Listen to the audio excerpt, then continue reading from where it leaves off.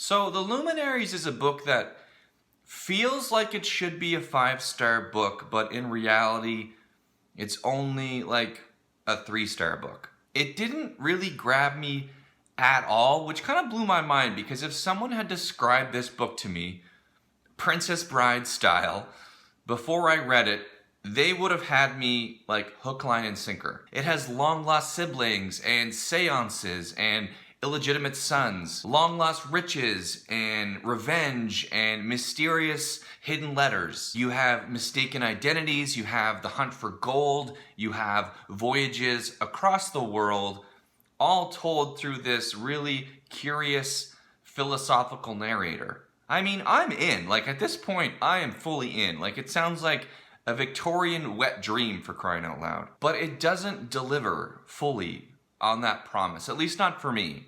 From a technical, structural standpoint, this novel is extraordinarily well done. In that sense, it is a clear work of genius, I think. Like, when you consider that kind of high concept stuff that Eleanor Catton was really going for. The preparation that was involved with writing this novel, the research, all the carefully orchestrated details. Like, this is a very well put together novel, and I would never take that away from her.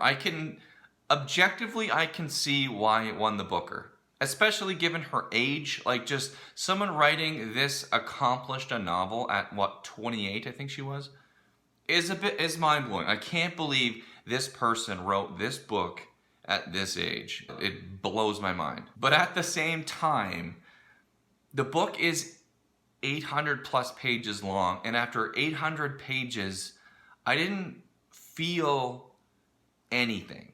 After a while, that list that I just made before starts to feel less like cool shit and more like 19th century paint by numbers. But before I go any further, I just want to point out that this book certainly was not all bad. There's a lot of this book that's really, really well done. It's just like chock full of revenge plots, which I love, most of which are handled just wonderfully. If it wasn't Wells versus Carver, it was Sook versus Carver, or Shepard versus Sook, or Anna versus Lydia. Like, this is a vengeful group of people, and ultimately I think that's what kept me turning the pages. I love the book's consideration of truth, especially in this often charged online and political climate where it seems like more and more truth is being considered something that's subjective. And this book really explores the notion of what truth really means. Can something be considered true or known if it hasn't yet been looked at from all sides? Is truth ultimately objective? Can something ever be considered true if parts of that will always remain a mystery, like the idea of a soul, for example? Another thing I enjoyed was how deft Catton is at showing and not telling, usually through like the tiniest little character interactions and especially through their physicality, which is especially interesting and impressive considering all this is happening in text. Like, there's not actual physicality involved. You're not looking at anything, but she makes the physicality of this book really come alive through all these really interesting, small, intricate details. As you might expect from a book of this stature, set in this time, philosophy gets a lot of airtime, so to speak, which I loved. It has this absolutely first-rate courtroom scene in the last quarter of the novel. It's basically the only thing worthwhile in the last quarter of the novel, but I think courtrooms are really fertile ground for interesting storytelling most of the time, and I think that Catton just nailed this one. And then there's Lydia Wells, who may be the most deliciously evil character I've read,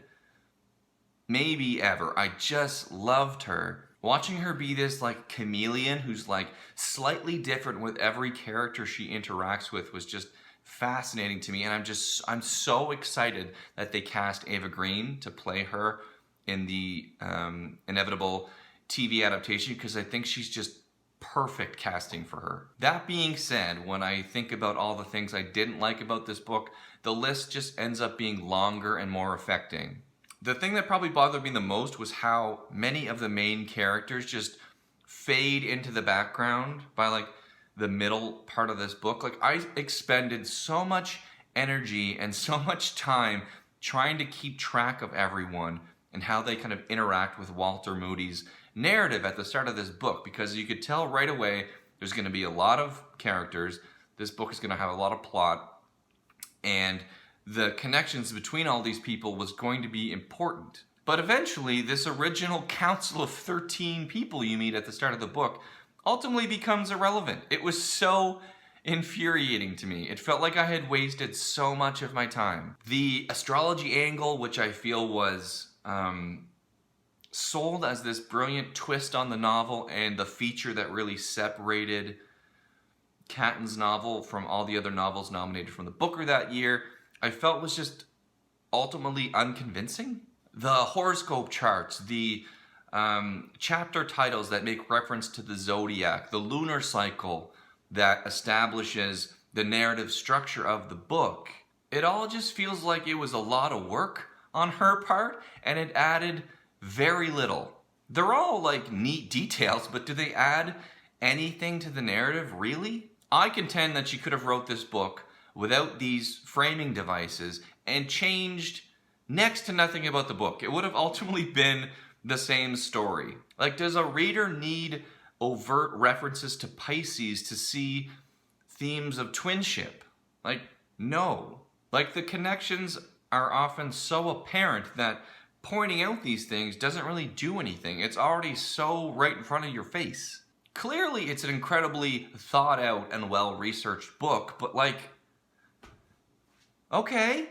Especially when like the narrative structure forces Catton to go back and like re-examine all of the events from earlier in the book for the last like 300 pages, all of which felt just completely superfluous to me. And like the town at the center of the novel is called Hokitika, and I believe it translates to something like full circle. Like, fine, that's a neat little thing, but who cares? Like, what does this actually do? Like, again, that's like a fun detail, but when those details start to dictate the structure of your story, to me, that's your story getting away from you as a writer. It's putting the form in front of the content, which is fine for some, and I'm sure for some people, they love that. But for me as a reader, that's not what literature should be doing. What you're saying, to me, is always so much more important than how you're saying it. That's obviously not like a universal rule, and there are some exceptions to that, but by and large, that's how I feel. There's just a lot of stuff in this book that feels like it should have been a lot more fun than it was. The waning moon on the cover, hinting at that cyclical nature of the story. Or the fact that each section in the book is half the length of the section before it. All of this stuff feels like it should be interesting, and if you haven't read the book and you hear about it, it sounds like she's adding all these things that are like, oh, that's a cool little thing, and she must have really thought this out, and it must be like an interesting experience to read this book at least, and it's not. It just felt like what's the best way I can describe this? It's like if someone says like a really clever turn of phrase to say something that's ultimately not interesting. In the end, the book demands a lot of your attention. It's not like easy reading, and it demands a ton of your time. Again, this is more than 800 pages long. And the payoff for all that effort is mixed at best. Like I said at the start, everything about the book objectively feels like it should have been a 5-star read. And I get why people react to the book like that, but for me, it was just lifeless enough that it's only about a 3-star. And with that in mind, I'll condense this whole video into a 3-word review for this 3-star book. Impressive, but unaffecting. Thanks for watching, guys. My name is Rick, and I'll see you guys in a couple days.